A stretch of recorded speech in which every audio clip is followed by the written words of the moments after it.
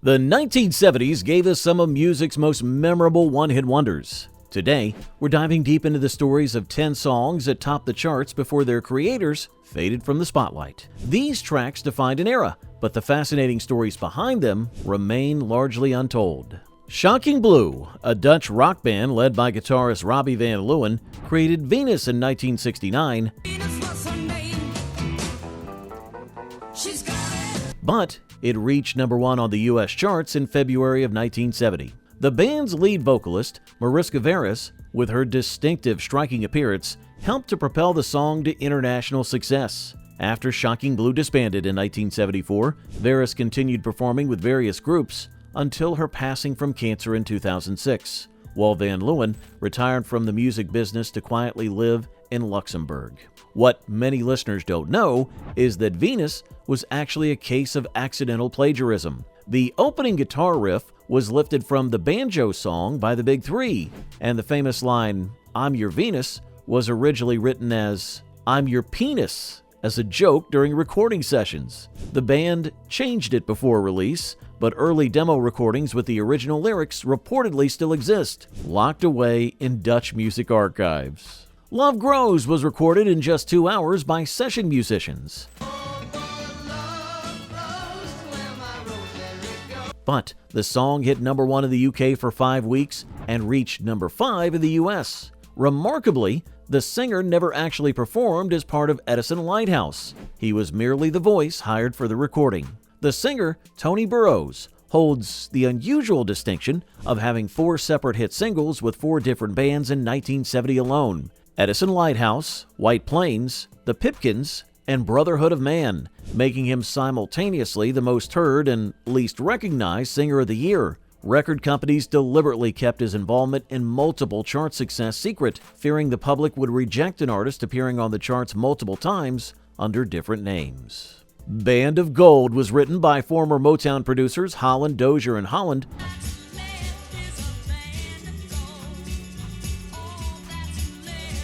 under pseudonyms due to legal disputes with Motown Records. The song was initially offered to Invictus label mate Ruth Copeland, who turned it down. Frida Payne was reluctant to record it as well, feeling it didn't showcase her jazz vocal abilities, but was eventually convinced. The gamble paid off. The song reached number 3 in the US and number 1 in the UK, selling over 2 million copies. The controversy behind Band of Gold stems from its subject matter. While many assumed it was about divorce, the song actually deals with an unconsummated marriage ending on the wedding night. The lyrics describe a bride left alone after her husband abandons her, with the band of gold symbolizing her wedding ring. Radio stations in certain conservative markets attempted to ban the song once they realized its true meaning, which, ironically, only fueled its success. If you're enjoying these musical revelations from the 1970s, don't keep them to yourself. Hit that like button, subscribe to our channel for more music history deep dives, and share this video with friends who appreciate good music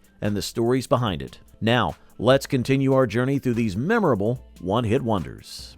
Gimme Dat Ding was originally for a children's TV show that never materialized. Roger Greenaway and Tony Burrows, yes, the same vocalist from Edison Lighthouse, recorded the novelty song as the Pipkins. With its unusual piano-driven melody and contrasting vocal styles, Burrows' falsetto against Greenaway's deep bass, the song reached number 9 in the US and number 6 in the UK. The record label initially rejected Gimme Dat Ding as too ridiculous for release, forcing Hamlin and Hazelwood to fight for its production. When executives finally relented, they offered such a small budget that session musicians had to be paid with beer and sandwiches. The song's success led to an awkward situation where the Pipkins were invited to tour, but the band consisted of only 2 vocalists, with no actual musical instruments or experience performing live. Brooklyn-based band Alive and Kickin' scored their only hit with Tighter, Tighter.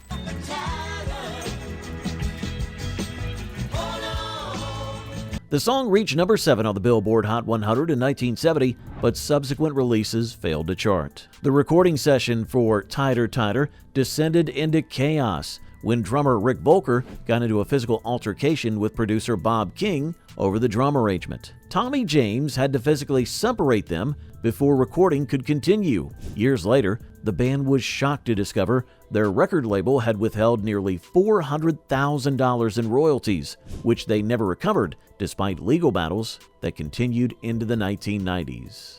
Matthews' Southern Comfort, led by former Fairport Convention vocalist Ian Matthews, recorded their version of Joni Mitchell's Woodstock.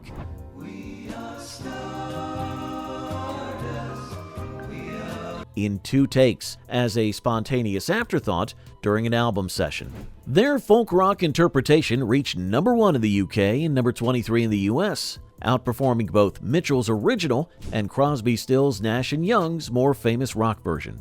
Joni Mitchell herself disliked this version of her song, calling it impossibly casual and lightweight compared to her original, which was a serious reflection on the cultural significance of the Woodstock Festival.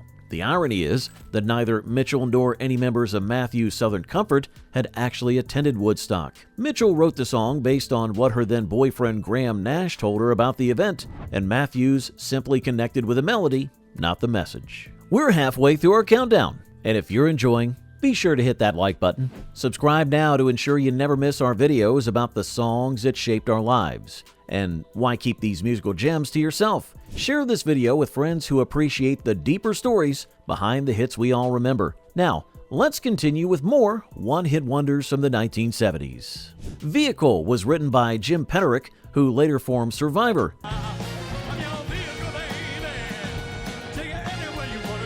And co-wrote Eye of the Tiger. After giving his girlfriend rides everywhere, prompting him to joke, he was just her vehicle. Recorded by the Ides of March when Petterick was just 19, it reached number 2 on the Billboard charts and became the fastest-selling single in Warner Brothers history at that time. The master tape of Vehicle was accidentally recorded at the wrong speed, playing back slightly faster and higher in pitch than intended. The band and producer were horrified upon discovery, but had already spent their entire budget. When they played it for Warner Brothers executives, the label loved the energetic, slightly sharp sound and released it as was. Petterick has admitted he can't listen to the official recording without cringing at his chipmunk voice. Dutch group The Tea Set recorded My Belle Amie.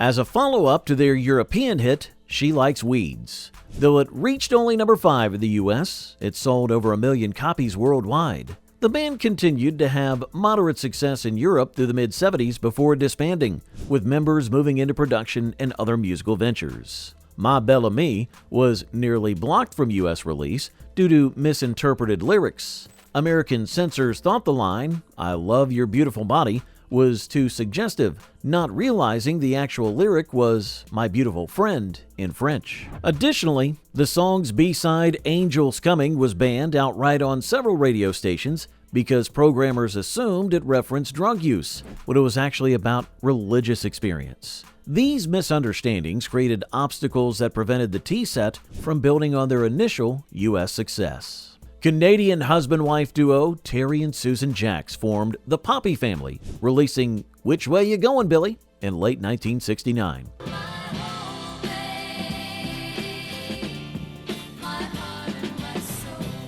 The song reached number 2 in the U.S. in 1970, and the couple divorced in 1973, and Susan largely retreated from the music industry, while Terry later had his own one-hit wonder with Seasons in the Sun in 1974. The song's unusual title and narrative came from a real-life incident when the Jacks' neighbor, a Vietnam veteran named Billy, experienced a mental breakdown during which he wandered the streets in confusion.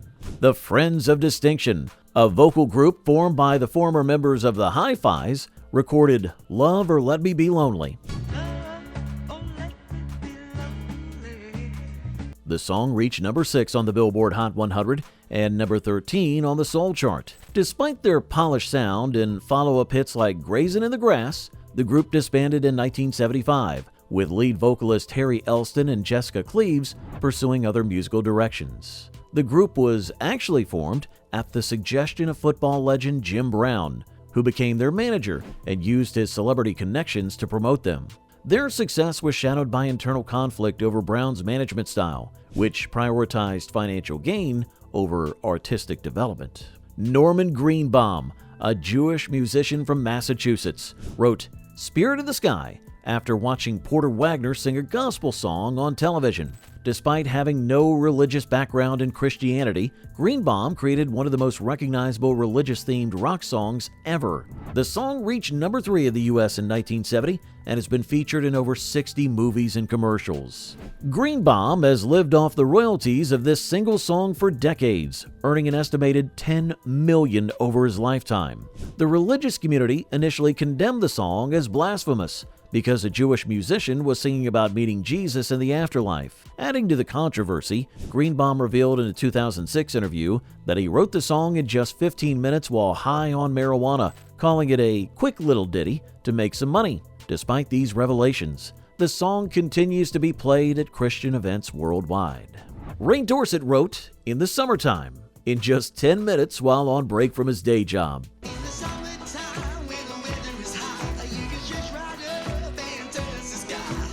The song topped charts in over 20 countries, becoming one of the best-selling singles of all time with over 30 million copies sold. Dorset still performs as Mungo Jerry today, though subsequent releases never match the global impact of their debut.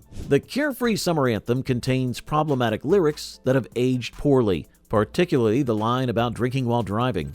Dorset has defended the lyrics as reflecting the more relaxed attitude toward drinking and driving in 1970, but the song has faced growing criticism in recent decades. More controversially, Dorset received minimal royalties from the massive hit due to a predatory contract. He sued his publishing company in 2012, claiming they owed him up to £2 million in unpaid royalties, but lost the case due to statute of limitations. Climax, fronted by Sonny Geraci, recorded "Precious and Few," a ballad written by Walter Nims. Released in late 1971, it reached its peak at number 3 on the Billboard Hot 100 in early 1972. The song became a popular choice for weddings and proms throughout the decade. Despite this success, Climax disbanded by 1975, with Geraci eventually leaving the music business before making a comeback in the 1980s as a nostalgia act. "Precious and Few" was nearly abandoned after initial recording sessions. The record label considered the song too sentimental and wanted to shelve it in favor of more rock-oriented material.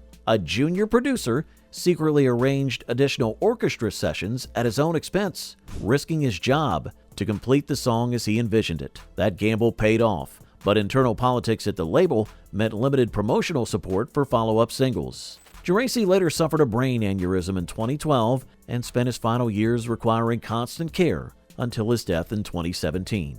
Looking Glass, a quartet of Rutgers University students led by Elliot Laurie, recorded "Brandy, You're a Fine Girl" for their debut album. Initially overlooked, the song gained traction when a Washington, D.C. radio programmer believed it would be a hit and gave it heavy airplay. This regional success led to its re-release as a single, eventually reaching number 1 nationally. Kurt Vonnegut claimed that Brandy was based on his novel Mother Night, where a character named Campbell had a fiancée named Helga who waited for his return as he worked as a spy. Laurie has consistently denied this, stating the song was inspired by a girl named Randy that he knew in New Brunswick, New Jersey, with the name changed to Brandy to sound more melodic. And there you have it, 10 songs that defined a moment in time, yet the artists behind them rarely repeated their success. If you've enjoyed this musical journey, don't forget to like this video and subscribe to our channel for more deep dives into music history. Hit that notification bell so you never miss our new releases.